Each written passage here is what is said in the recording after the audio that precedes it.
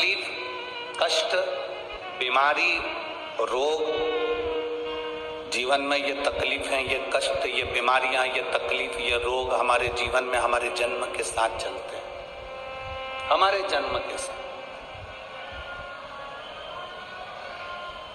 अब उसको तुम रोकर काट लो चाहे हंसकर काट लो।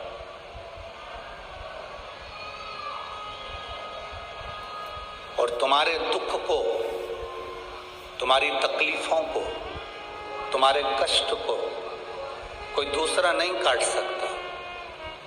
तुम्हारे दुख को, तुम्हारी तकलीफों को, तुम्हारे कष्ट को, तुम्हारे दुख को तुम्हें स्वयं को काटना, स्वयं।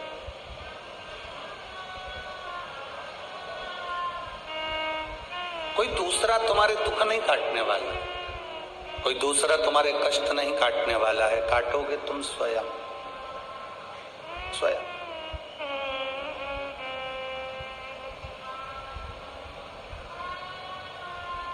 दुनिया में कोई पैदा नहीं हुआ जो तुम्हारे भाग्य को बदल दे। अपने भाग्य को अपन स्वयं कर्म कर कर, मेहनत कर कर और शिव जी को एक लोटा जल चढ़ाकर अपने भाग्य को अपन बदल सकते हैं।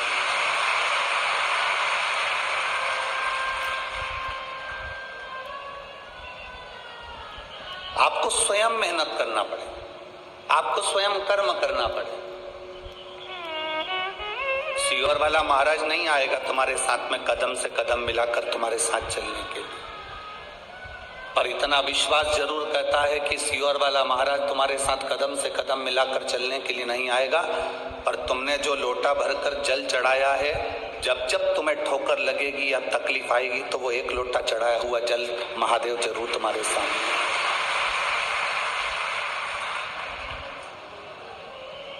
अच्छा एक बात बताओ, किसी पेड़ में तुम पानी देते रहो देते रहो देते रहो, पेड़ बड़ा हो जाएगा तो उसकी छाया जब तुम्हें मिलेगी तो तुम प्रसन्न होगे कि नहीं होगे?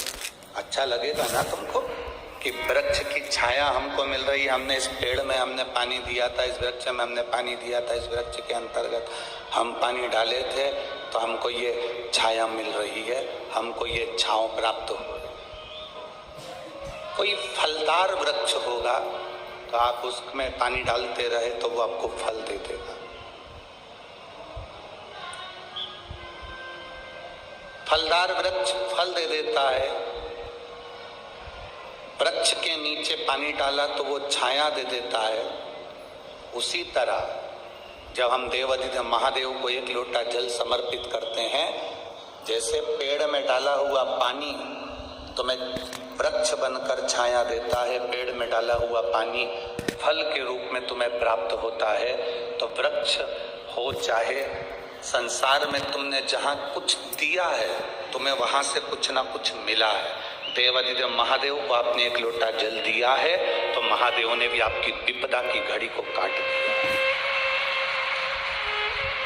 सारी समस्या का हल एक लोटा जल। आप शिव जी को एक लोटा जल अपनी मेहनत के साथ, अपने कर्म के साथ, हम ये नहीं कहेंगे कि तुम निठल्ले होकर बैठ जाना या तुम कुछ ये नहीं कि तुम किसी के ऊपर आश्रित होकर बैठ जाओ, या सियोर वाले महाराज ने कहा कि जल चढ़ाओ वो सारी समस्या का हल है। सारी समस्या का हल है, हर दुख का हल है एक लोटा जल, पर उसमें तुम्हारी मेहनत जरूरी है, तुम्हारा परिश्रम जरूरी, तुम्हारा संघर्ष जरूरी।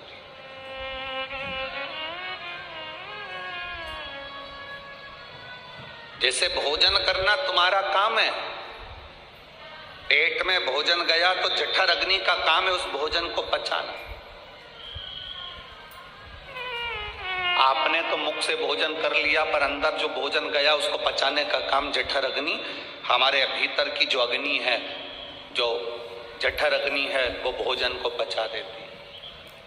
तुम्हारा काम है भोजन बनाना, तुम्हारा काम है भोजन कमाना, अन्न कमा कर लाना, फिर भोजन पकाना, बनाना, खाना, ये तुम्हारा काम है। अब भोजन अंदर चले गया, उसके बाद तुम्हारा काम खत्म हो गया। अब काम किसका है? उस अग्नि का, जो तुम्हारे पेट में जठर अग्नि रहती है, वो भोजन को पचाती रहती है, पचाती रहती है, उससे वो ब्लड बना देती है, उसने रक्त बना दिया, वो रक्त तुम्हारे शरीर में चलता रहा और तुम्हारे को अंत समय तक काम आता रहा। जठर अग्नि का काम है अंदर तुम्हारे भोजन को पचाना और रक्त बनाना।